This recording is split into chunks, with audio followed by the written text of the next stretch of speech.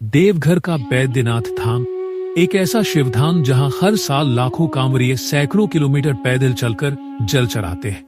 लेकिन सावन की अंतिम सोमवारी की बात ही कुछ और होती है। ऐसा माना जाता है कि उस दिन स्वयं महादेव धरती पर अपने भक्तों के बीच होते हैं।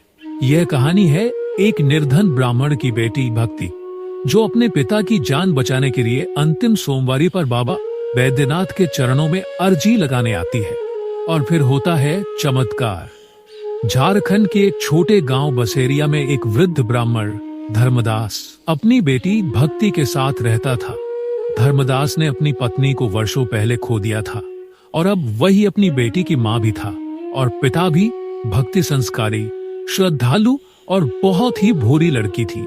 उसकी दुनिया थी खेत, घर और भोलेनाथ। हर सोमवार को वह शिव मन, लेकिन एक दिन अचानक धर्मदास को ब्रेन स्ट्रोक आ गया।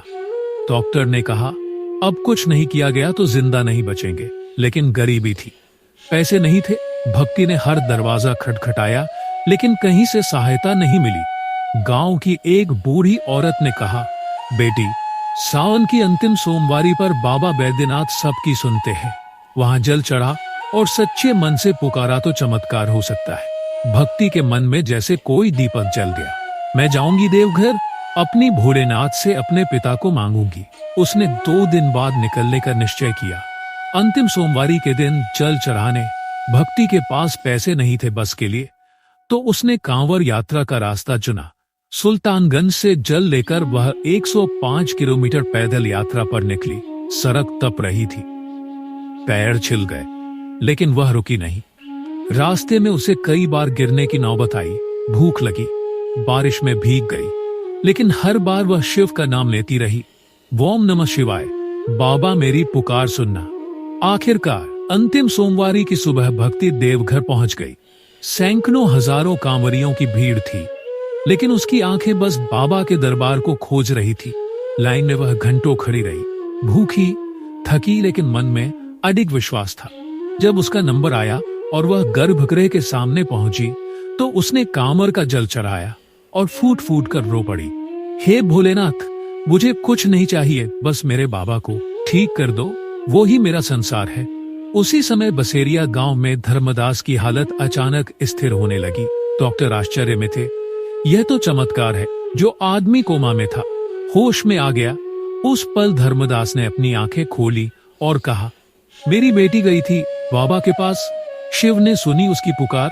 जब भक्ति मंदिर से बाहर निकली, उसकी आंखों में आंसू थे, लेकिन मन में शांति। रास्ते में एक वृद्ध साधु मिले। उन्होंने कहा, बेटी, तेरा विश्वास तेरे पिता को वापस लाया। आज सावन की अंतिम सोमवारी है और आज शिव स्वयं अपने भक्तों को सुनते हैं। भक्ति ने पांव छूने के लिए झुकी, लेकिन साधु लुप्त हो गए। क्या वह स्वयं भोलेनाथ थे? भक्ति जैसे ही गांव लौटी, उसकी आंखों के सामने उसके पिता धर्मदास चलकर दरवाजे तक आए। बेटी, तुझे देखा तो जी उठा। गांव में यह घटना सबके लिए चमत्कार बन गई। लोग बाबा बैद्यनाथ की महिमा गाने लगे। भक्ति ने तय किया, अब हर सावन की अंतिम सोमवारी को मैं बाबा के दर्शन को जाऊंगी। भक्ति की कहानी के अंत में बाबा बैद्यनाथ हमें यह सिखाते हैं कि अंतिम सोमवारी सिर्फ एक तिथि नहीं, बल्कि आस्था की पराकाष्ठा का प्रतीक है।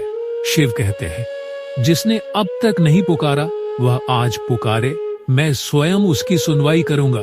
सच्चे मन, निष्कलंक भावना और अपार प्रेम से की गई प्रार्थना कभी व्यर्थ नहीं जाती। शिव हर रूप में, हर स्थान पर विद्यमान है, बस उन्हें सच्चे हृदय से पुकारने की देर है। यह भाग बताता है कि ईश्वर दूर नहीं, बस हमारी भक्ति में ही वह छुपे हैं। यही है भोले की अंतिम पुकार का सार। दोस्तों, भक्ति की यह यात्रा सिर्फ एक लड़की की नहीं, बल्कि हर उस इंसान की कहानी है जो अपने अपनों के लिए भगवान के दरबार में सिर झुकाता है। सावन की अंतिम सोमवारी केवल जल चढ़ाने की परंपरा नहीं है, ये आस्था की पराकाष्ठा का प्रतीक है। जहाँ आस्था है वहीं शिव है, जहाँ सच्ची पुकार है वहाँ बैद्यनाथ धाम है। दोस्तों, ये कहानी आपको कैसी लगी कमेंट बॉक्स में जरूर बताइएगा। दोस्तों, इस प्रकार की कहानी सुनने के लिए हमारे चैनल को एक लाइक और सब्सक्राइब जरूर कीजिएगा। फिर मिलेंगे जय हिंद जय भारत।